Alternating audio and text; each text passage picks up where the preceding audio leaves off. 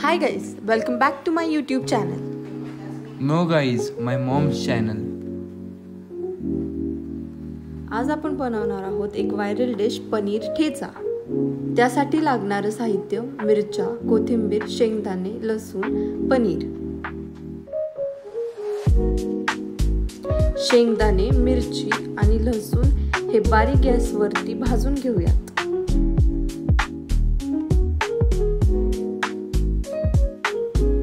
हे सगळं भाजल्यानंतर एका मिक्सरच्या भांड्यामध्ये ते आपण ओबडधोबड वाटून घेऊया.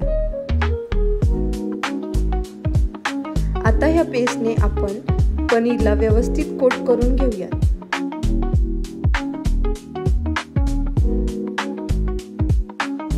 आता एका तव्यावर साजूक तूप घालून ते पनीरचे क्यूब व्यवस्थित क्रिस्पी होईपर्यंत भाजून घेऊया.